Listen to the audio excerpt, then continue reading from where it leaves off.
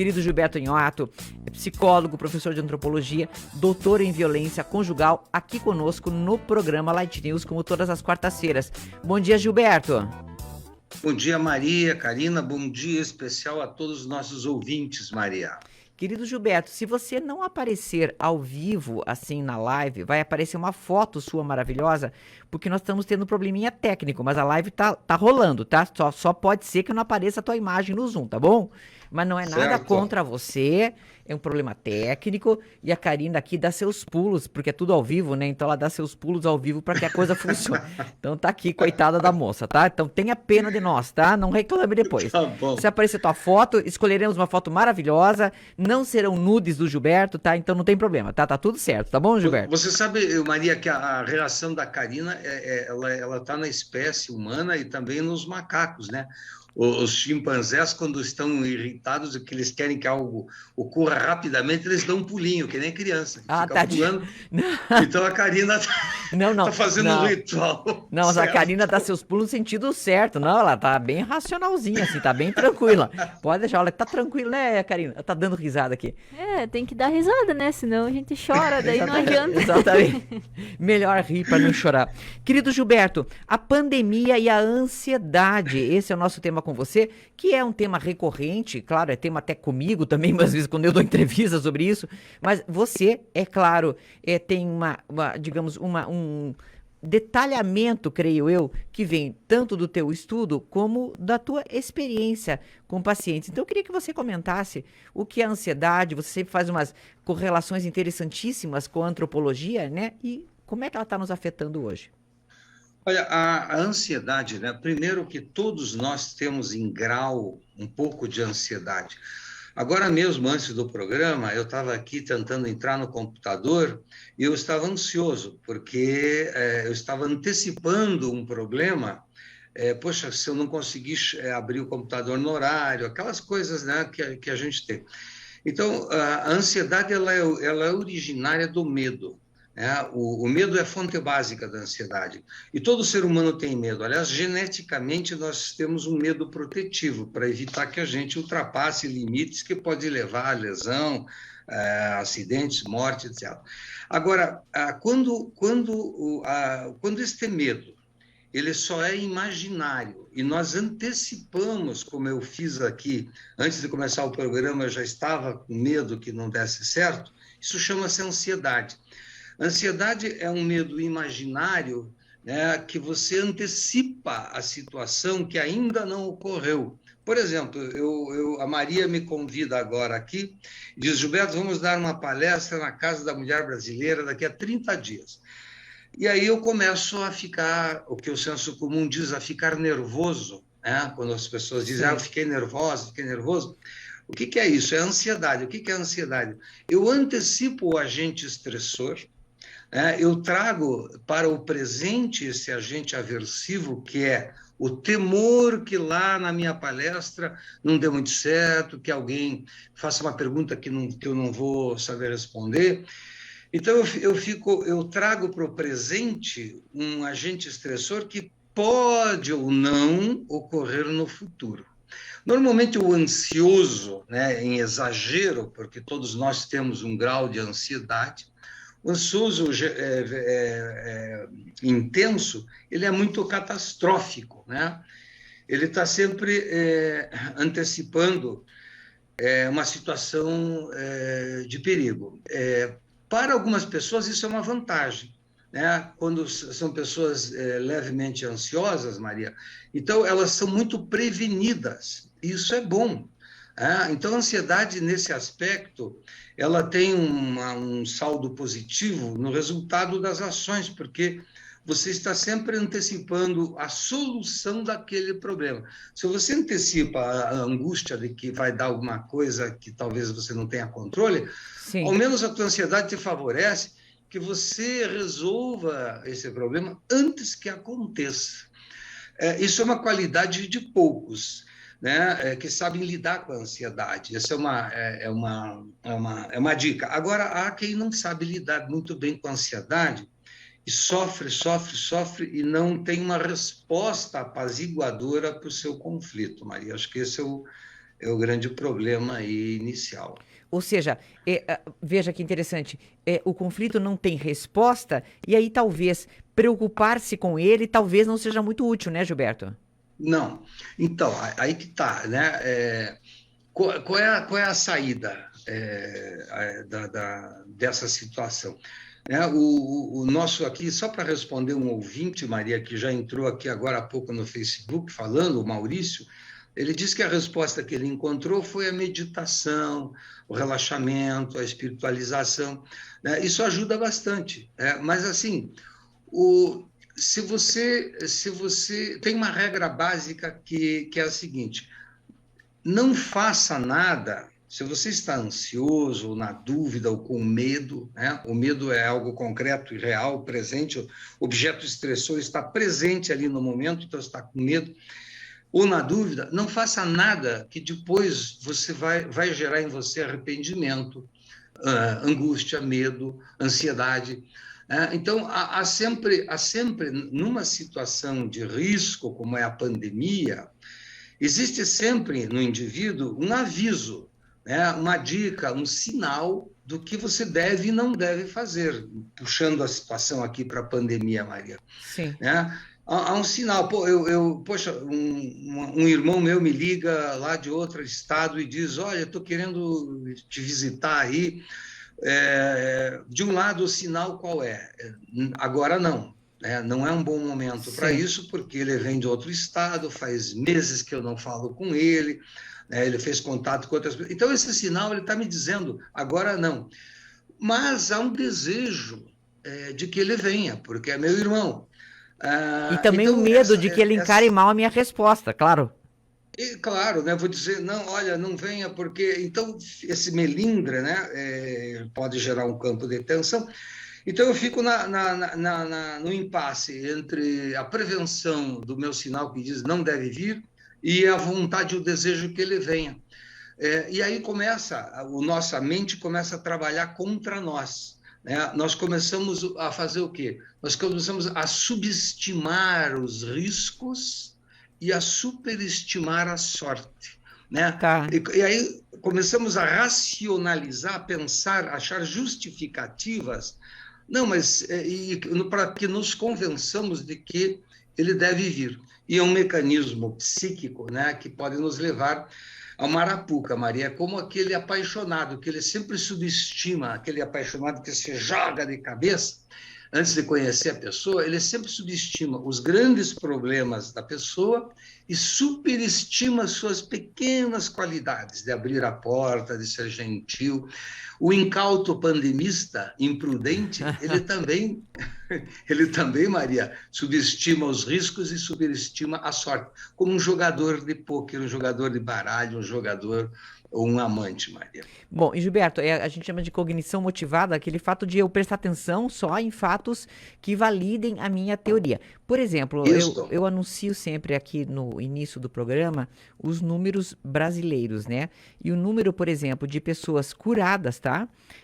Foi aqui no Brasil, é um dos maiores do mundo, aliás, é o maior número do mundo de pessoas curadas, 14.648.322, tá? Mas isso equivale a 90,5% do total de pessoas infectadas, o que quer dizer, né, que quase 10%, né, elas Sim. realmente tiveram problemas graves e ainda tem certo com essa questão. Então, assim, se eu presto atenção, não, mas é uma doença que a maior parte dos casos é bem sucedida. Sim, é verdade.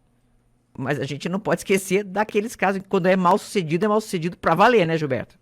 Claro, e essa posição aí que você coloca, né, da cognição, que ela só valida aquilo que é do meu interesse, que é a minha teoria, é muito interessante porque ela está presente no nosso dia a dia, né?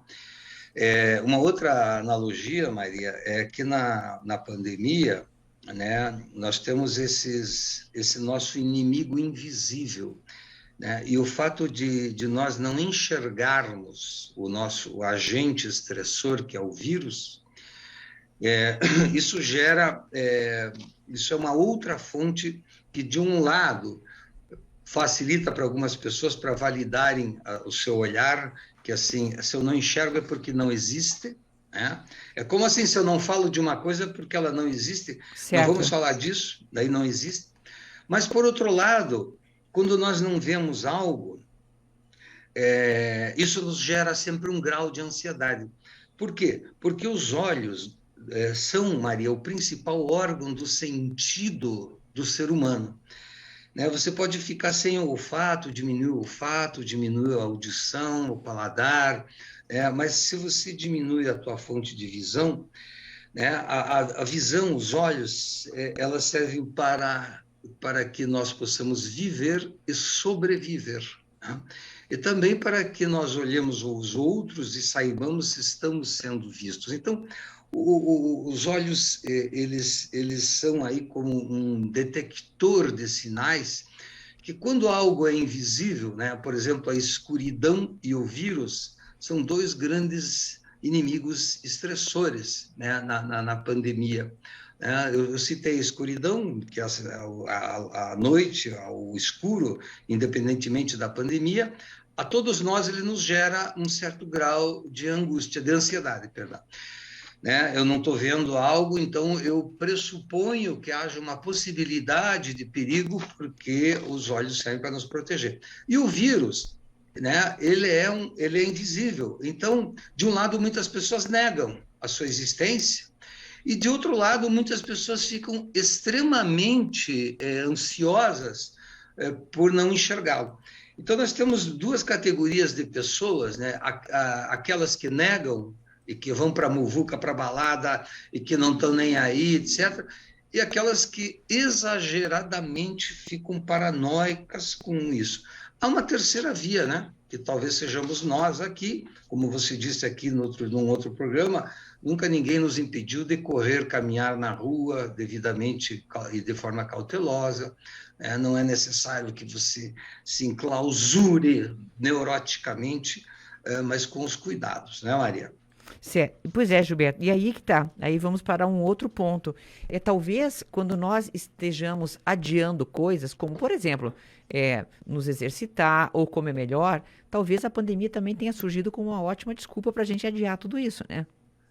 Pois é. Então, boa colocação, né, Maria? Porque a nossa vida é constituída de compensação e substituição. Se eu vou mal hoje em algo, eu tenho que compensar com uma outra qualidade minha que substitua a minha frustração. Então, esse mecanismo reativo, ele pode ser dado, por exemplo, com a pandemia. Bem, eu vou aumentar a minha carga de exercício físico, eu vou correr um pouco mais, eu vou me cuidar mais nisso. Há muitas pessoas que estão reformando suas casas, né, enxergando aquele buraco na parede que nunca viram. Então, é necessário extrair dessa crise um aprendizado para que não fiquemos tomados diariamente pelo campo da ansiedade. Eu sei que esse é um tema bem batido já, né, mas não custa repeti-lo, né? O exercício físico como prevenção é fantástico, né? Caminhe na rua, em uma rua aberta ou lugares abertos onde é permitido, e faça um pequeno esforço com relação a isso. Agora, Maria, tem um outro tipo de ansiedade, né, que são as fobias, né, Maria? Nessa época de pandemia, muitas pessoas fóbicas com injeção, por exemplo, a fobia à aplicação de injeção ao sangue é muito comum. Então, a gente tem um número muito grande dessas pessoas que sofrem também com isso, né? As ansiedades, elas são de vários tipos, né? Nós estamos falando aqui de uma ansiedade geral, né? Generalizada, que é a coisa do vírus, de não sabermos onde ele está, então nós achamos que ele está em todos os lugares, e pode estar mesmo, né, Maria? Certo, e aí, Gilberto, vamos para um outro lugar. O que a gente pode fazer, além dessa coisa de atividade física e de meditação, talvez no convívio com os nossos, né, com os nossos familiares ou com as pessoas com quem a gente convive, Gilberto? Pois é, a ansiedade ela sempre é causada, né, por um medo de algo que nós não temos uma certeza, uma resposta clara para aquilo. Então, quando nós conseguimos eliminar esses agentes estressores, dando uma resposta racional, né? Tentando entender que se você... Embora a gente repita isto, Maria, o vírus ele não salta da boca de um e voa a 3 metros, 1,5 metro mais, né? 2, 3, 4 metros de distância. Então, se você usa máscara, se você racionaliza, se você se assegura dessa certeza de uma distância, se você consegue ser disciplinado em manter essa distância, se você consegue, ao tocar em algo, imediatamente vaporizar, borrifar o álcool na sua mão, o gel, seja como for, você tem uma possibilidade mínima, né, pequena, desculpe, de se contaminar. Então, a nossa descalculia, né, a nossa descalculia, sensacional. O brasileiro tem uma dificuldade imensa de cálculo, né? Eu estou falando de cálculo. Sim. Mantenha uma distância sempre segura, né? Enfia a máscara na cara, às vezes vai pegar um Uber, põe 2 máscaras, se abra a janela, se distancie. Bom, mas essas medidas práticas, racionais e disciplinares, elas são muito difíceis numa sociedade desorganizada, muito elástica, né? Muito que joga muito a coisa na sorte, o Deus dará, Deus vai me proteger.